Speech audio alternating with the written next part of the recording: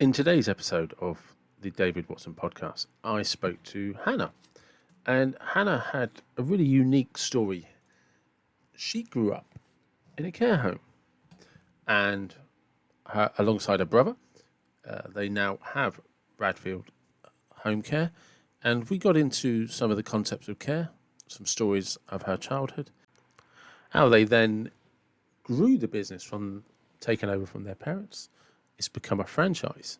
And just what does that mean? What are the standards? What are the expectations?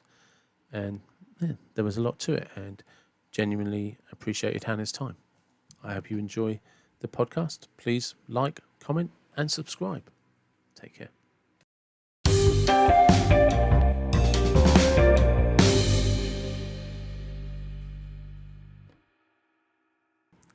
Good morning, Hannah. Welcome to the David Watson podcast. How are you?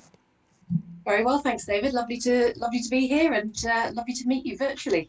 Yes, yeah, this lovely new way that we're all getting used to, and we just seems to be quite seamless. We've just all, this is what we do now. It's not, exactly. It's not even an effort.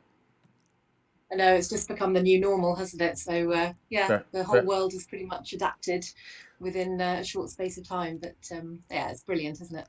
It is. I find it very strange because like things like Zoom and Skype and video call, they've been around for years, and everyone's like, no, we're not doing it. And now we're all like, can we Zoom? Can we Zoom before we do anything else? do I really have to meet you in person? Can I just Zoom? Exactly. Yeah. It's you've got to sort of raise your game a bit, haven't you? If you're meeting in person, you've actually got to put proper clothes on and present yourself properly. Yeah, put your pants on and everything like that. Exactly, some trousers and get out of your pajamas. It's stressful stuff. Do you know, I have actually done some Zoom meetings and some podcasts where I'm just in a t-shirt today, just because of the weather, but in where I'm actually wearing a shirt and underneath I've just got shorts on or tracksuit bottoms on. But the top half was very presentable, very professional. I think we've all done that, haven't we? Yeah, definitely. So first, I'd like to thank Julia, obviously, for doing the introduction, and very much thank you for agreeing to coming on.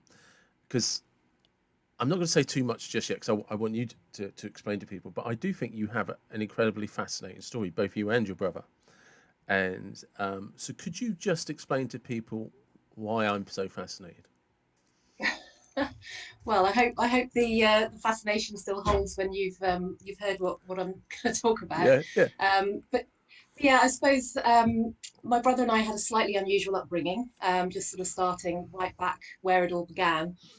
So our parents decided when I was 6 and my brother was 9 that they were going to set up an old people's home, essentially, in Shrewsbury. And so we basically took on sort of quite a rundown big building that used to be flats, and then just sort of converted it and then opened it as a care home. So that was my home growing up. So living alongside the the older residents that we had, and very much just sort of part and parcel of our childhood. So it seemed very normal to us, but on reflection, as you grow up, you realize that not everyone else has sort of 15 extra grandparents living alongside them, and also all the staff, the care staff that sort of came and went, and a big part of our lives. So yeah, a bit of an unusual upbringing, I suppose.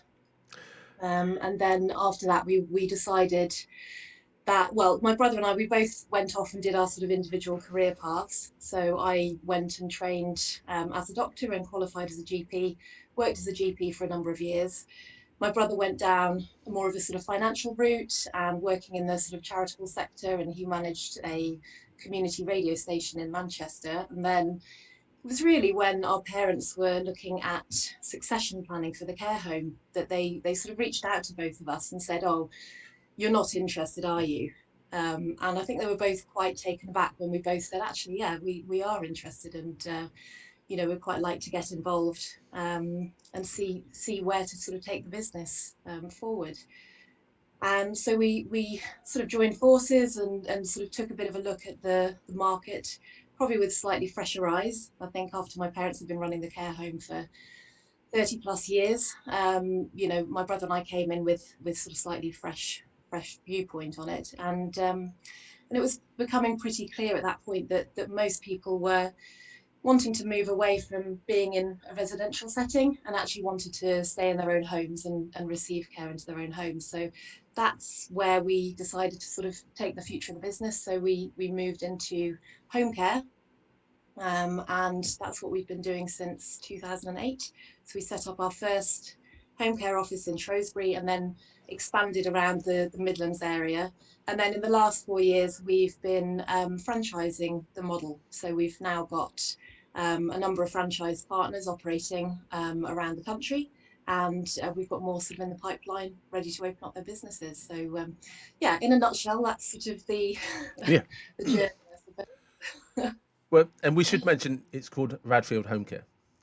It is, yeah, yeah. Because one of the things that fascinated me about this, and I need to be careful how I articulate this, 'cause I don't want it to come across as wrong. But do you know, like, when you were a child, and I'm looking back, reflecting on my childhood sort of thing, and you have this image of like what it would be like to grow up on a fairground, what it would be like to grow up in a zoo, right? And I have incredibly fond memories of my grandparents, and just actually for the record, I work in care, right? So Fantastic. yeah, and I just imagine growing up in a care home, and me, what I was like as a child, good and bad, is it just have must. I have this image in my head that it must have been just one huge adventure. Yeah, do you know, I think looking back, I mean, there were just such lovely benefits to it because we moved from a really small house into this great big house with lovely gardens, and as a kid that was just absolutely incredible. Um, and I remember, our very first resident that moved into the care home. I was 6 at the time, and I used to hop into bed with her in the morning for a Yeah, cuddle before I go to school, and this is she'd what I buy mean. me sweets, and it Yeah, was all of that lovely, just family environment that was just really magic. It really was. It was really special. And a lot of my friends, would come over and visit, and just couldn't quite believe how much, I suppose, freedom we had as well, mm. because parents were very busy running the home, and making sure that everything was running properly. So there was a little bit of an element of us sort of fending for ourselves a little bit, but we equally we had lots of our the care staff there who would look after us and take us under their wing, and lots of different influences from that respect. So yeah, really, just quite unique, but really wonderful, I think. You, because at the beginning you opened it up as it was a bit like having 15 grandparents. Yeah, yeah, absolutely. And like grandparents, you don't always like all of them all the time. Which, well, I think that's fair to say. when I was imagining this, I was imagining that there must have been some amazing residents, and then some grumpy residents, and in the way that my mind can get kind of with imagination and stuff, is it must have been an adventure. Like there's good and there's evil, and there's people you avoided and people you tormented, then people that you just hung around and loved being around. I think tormented is a little harsh. Probably a better uh, description of my childhood. yeah, I'll let you own that one. But yeah, I think yeah, absolutely. There was just some absolute characters. I mean, just incredible characters. And sort of one of our early residents, he reached he ended up 101. So his lifetime, he spanned right back into Yeah, incredible lifetime. He was born in the sort of 1880s. It was just mad. incredible. So just having that sort of influence, and all these incredible characters around. So yeah, just fascinating stories, and you didn't really appreciate that as a child, but reflecting back now, I think there were just such interesting people, and the times they'd lived through. Well, can you can imagine that, as you're saying, you're growing up as a child, and this gentleman was born sort of in the 1880s, which is coming into the power of steam and steam engines. It's still part of the Industrial Revolution, and you haven't even started the Art Deco era yet. Mm, Yeah, do you know what I mean? It is Queen Victoria. Would she be on the throne by the? Yeah, she'd be on the throne. yeah, I think she was still on the throne. Yeah, Yeah, yeah, yeah. and it's if you look at everything from seaside resorts, suddenly you've got train stations. It was a huge, booming, exciting time. Probably one Mm, of the most exciting times for the working classes in British history. yeah, yeah, absolutely, absolutely. And to have that, that sort of living, breathing history there was just, it's quite incredible when you look back on it. Yeah, Yeah, and how much do you think, as that childhood, um, created the values that you and your brother brought into care? I think it was massively instrumental. I think because we grew up in the home, literally living pretty much alongside the residents, and I'm sure from their perspective that wasn't always a good thing. But for us, I think it just gave us that real sense that actually a caring environment doesn't have to be a sort of sterile environment. It doesn't have to be clinical. It can be a family environment, and that's, I think, very much the ethos that we've wanted to carry on through. So although we care for people in their own homes, we still very much focus on trying to create that family culture and spirit within all of our employees and our care professionals, because that's just really important to us. We've cared for my grandparents, my dad, and I just, yeah, it's so important that people feel that care is, becomes part of just their, I don't know, not, we're a very sort of trusted member, not of their family as such, but obviously, we're going into quite sensitive situations often, and have to bridge a gap between allowing family members to remain family members, so allowing daughters and sons to remain and keep that relationship as a daughter and a son and not a carer. So our care professionals will go in and and sort of broker that new relationship, if you like, and free up family carers from having to take on that caring role. So yeah, it can be quite a tricky thing to get right sometimes, but yeah, I think in terms of the values piece, that having grown up in the home and having lived and breathed it, it was hugely important to us, and it still very much is today.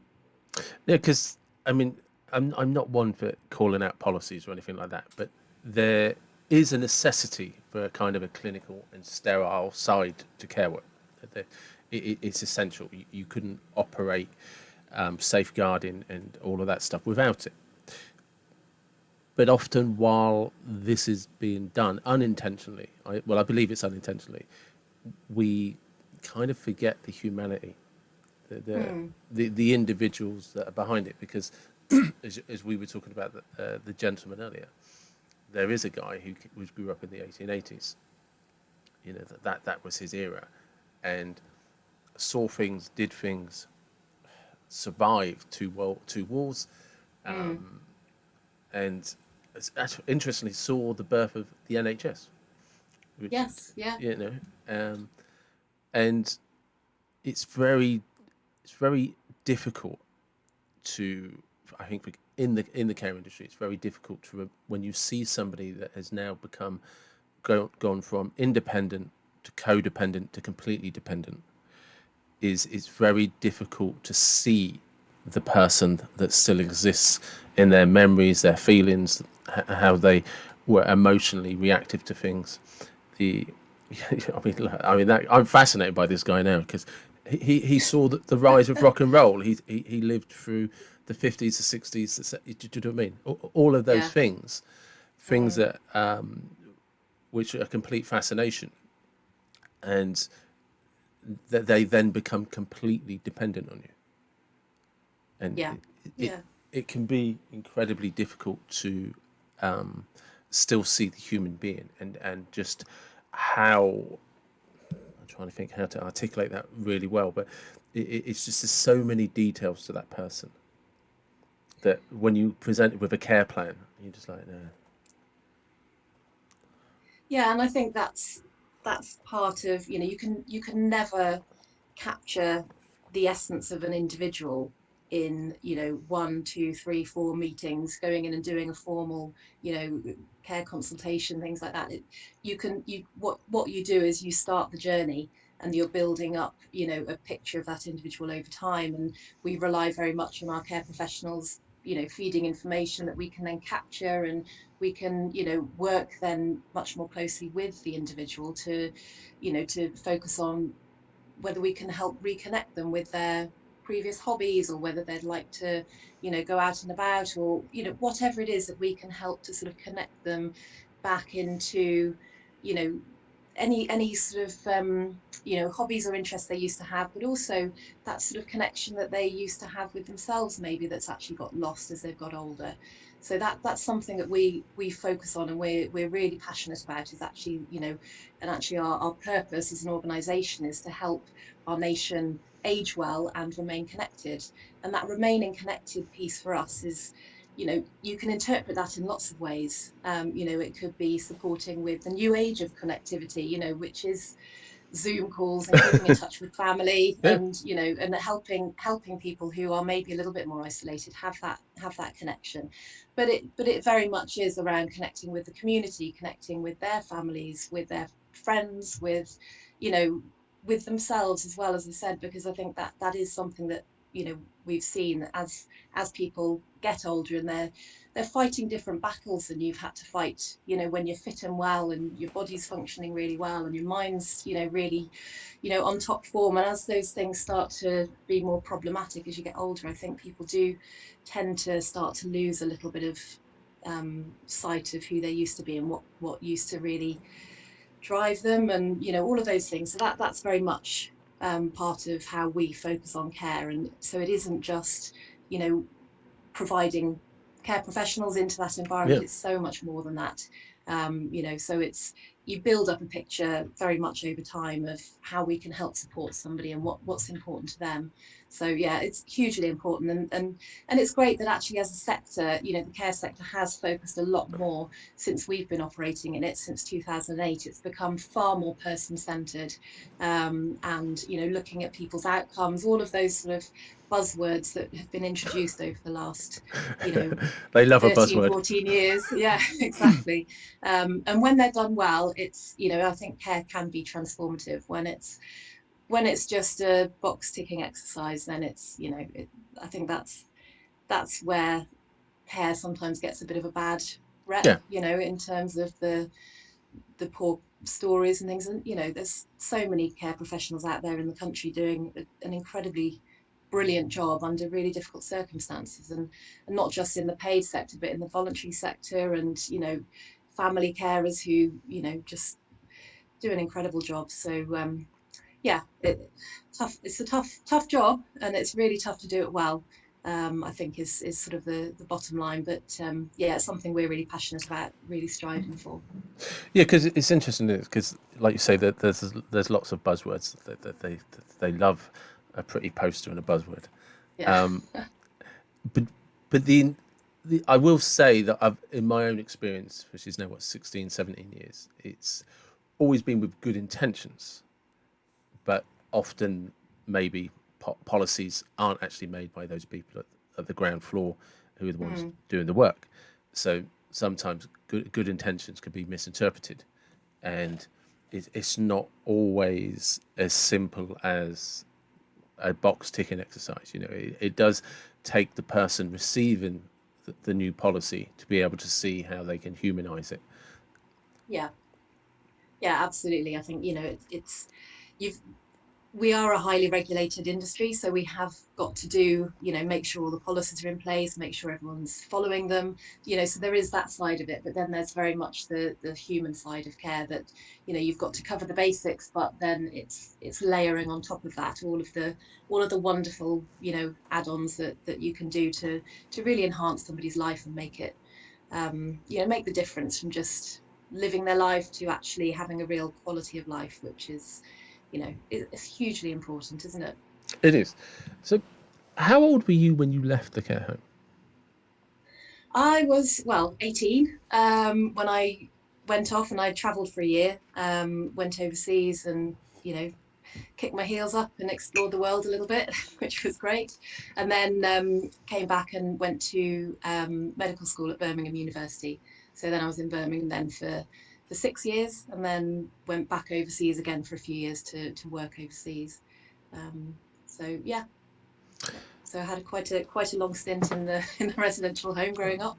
So yeah, in those 12 years, would you say there were any values or lessons that you picked up but didn't realize at the time? Ooh, that's an interesting one. I think I think probably the overriding lesson I think is because I was surrounded by so many different people. I think that was probably the biggest impact was being surrounded by people from all walks of life. So obviously, with our client group coming from, you know, stretching way back in, their Yeah, lifespan and all of those sort of life experiences. And then I think the actual the care professionals that we had working in the home as well just were a huge influence on me. Um, just because they were just so, again, so different, so many different influences. You know, I think it's hard to say. It's hard to sort of take away one message it can be because it was just rounded. such a, It can be just yeah.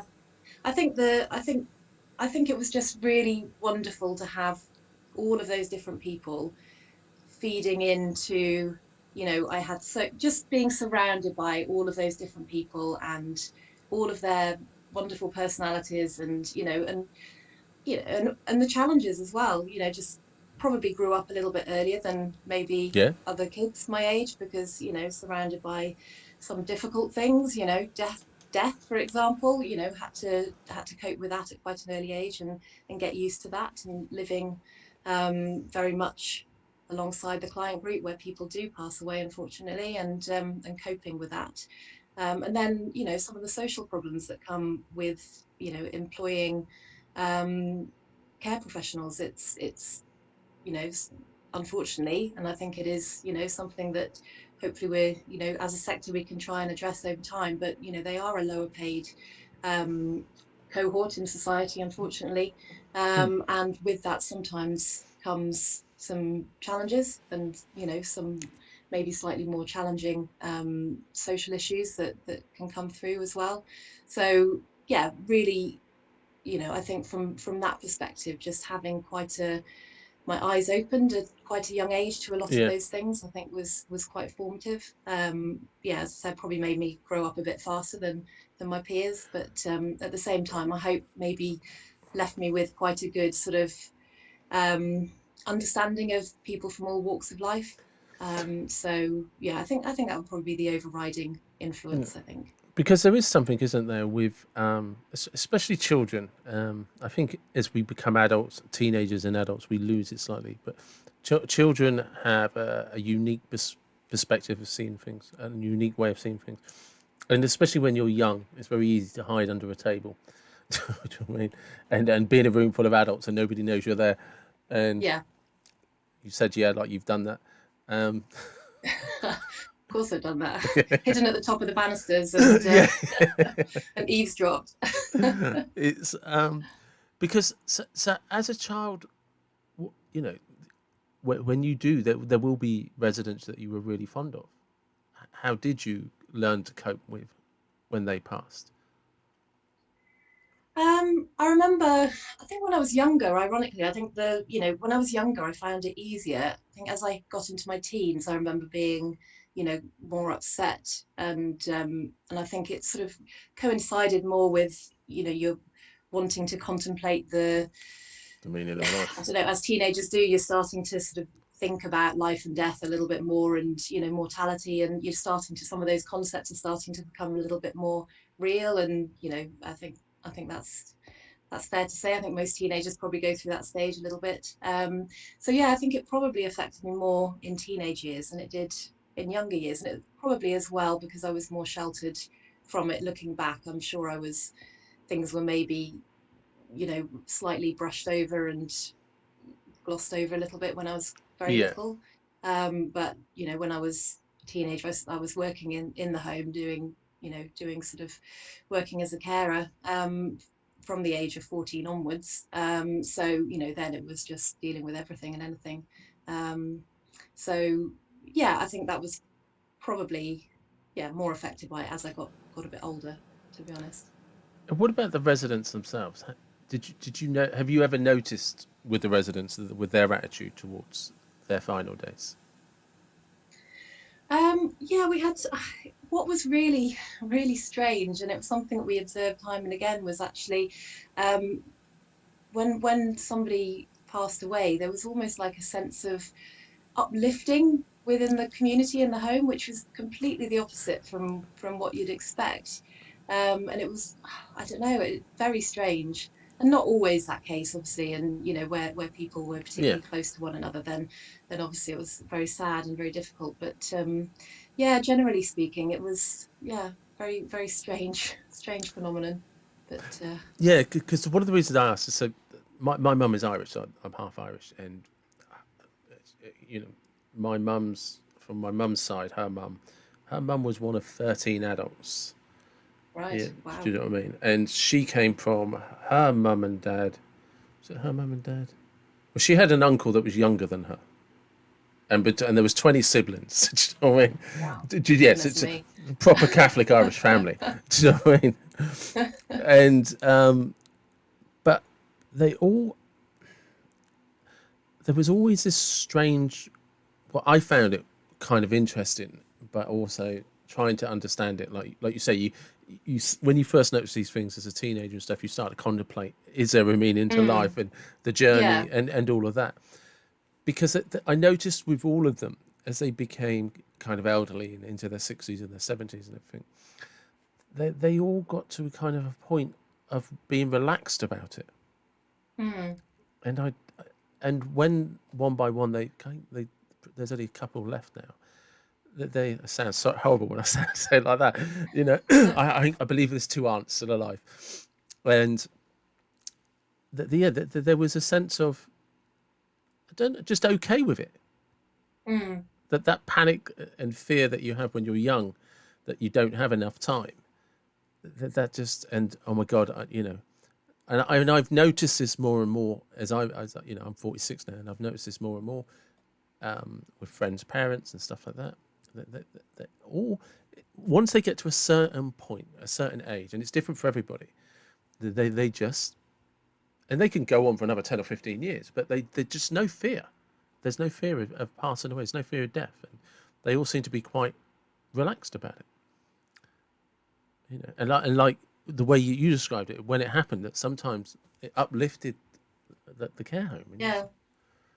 Yeah, it's hard to understand, isn't it? It's hard to hmm, quite understand why that's the case. And I think for people who reach a really, you know, great old age, people who, get well into their 90s and things, I think inevitably life does tend to contract around you. Your life, your ability to sort of get out and about and do all the things that you used to do, not for everyone, but in the yeah, main, it does tend to contract. And I think that's maybe that sort of as the brain ages as well, I think just some of those sort of factors just maybe make people able to accept it more at that stage.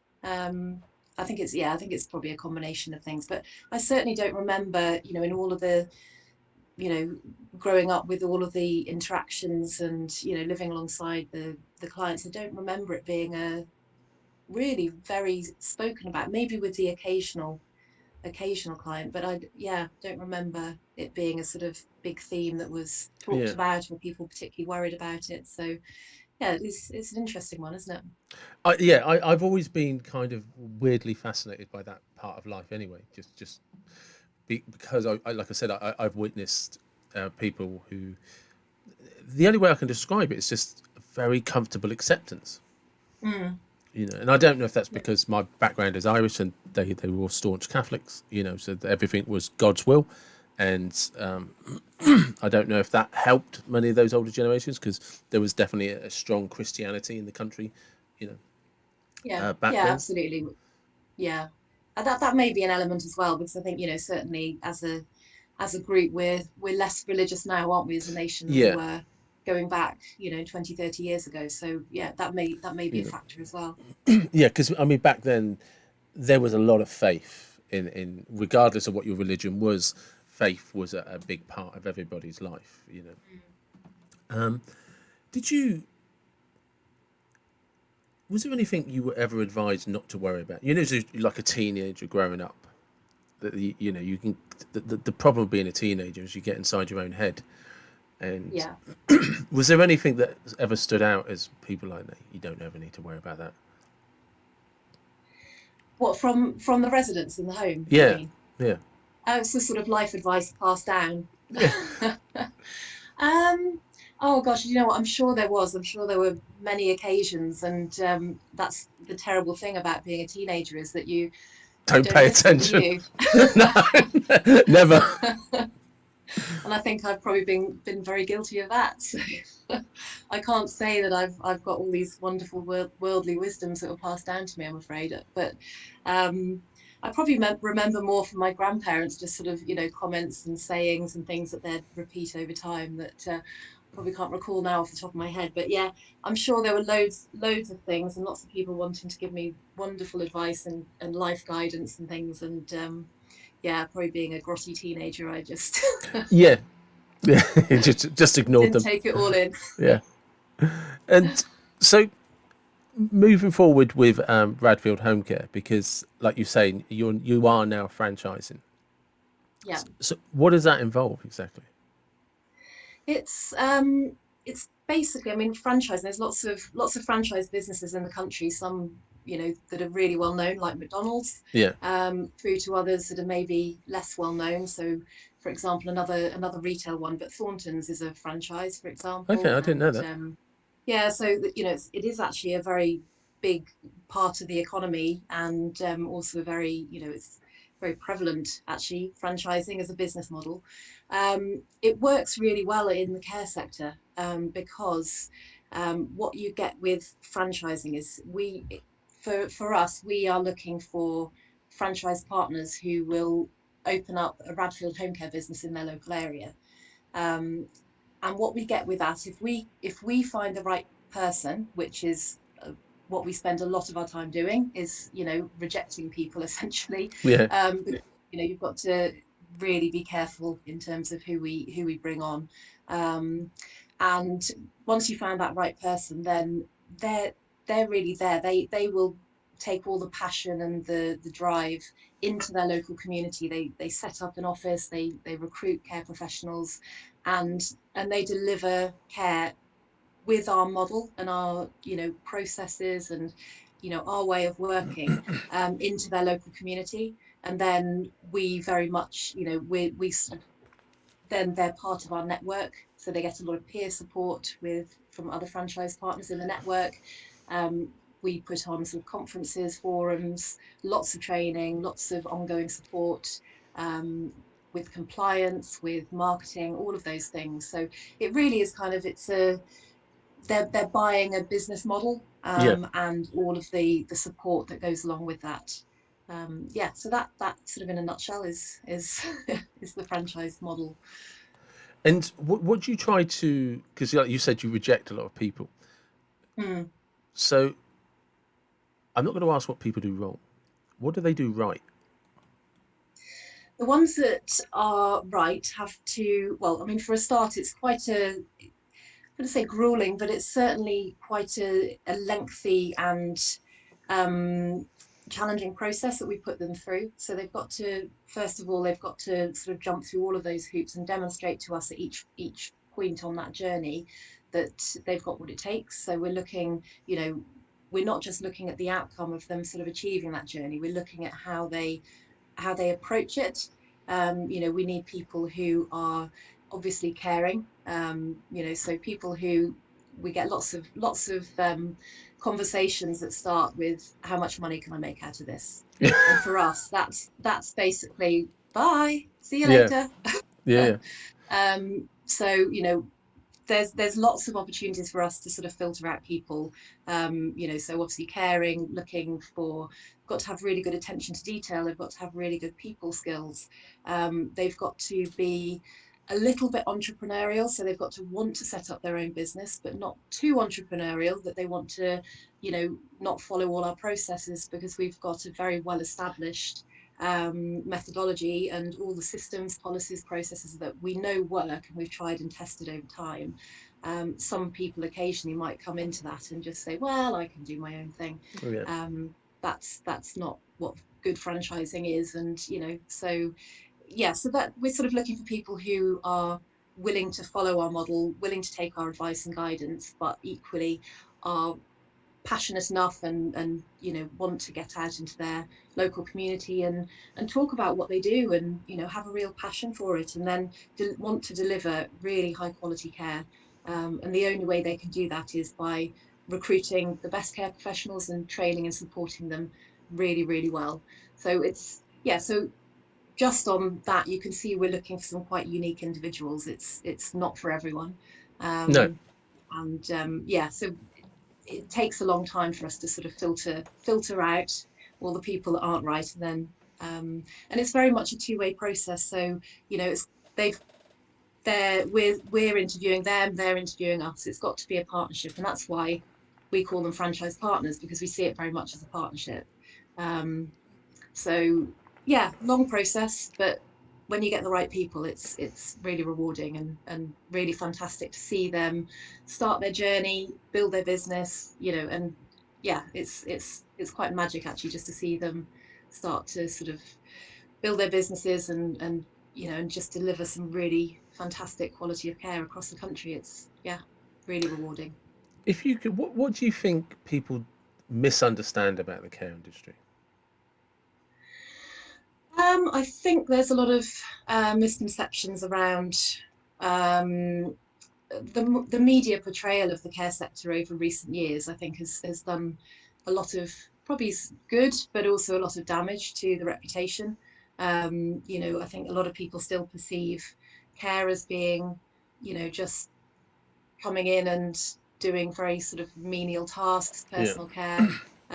And yes, there is elements of that, obviously, but it's also all the wonderful connections that people make with each other, and all of the wonderful enhancement you can make to people's lives. So I think when you get these sort of horror stories in the media around these carers have done this, or this care company isn't paying enough, or and a lot of that is the problems with the funding in the sector, in terms of the social care rates, with local authorities. Yeah. And the problem is that there isn't enough funding for that.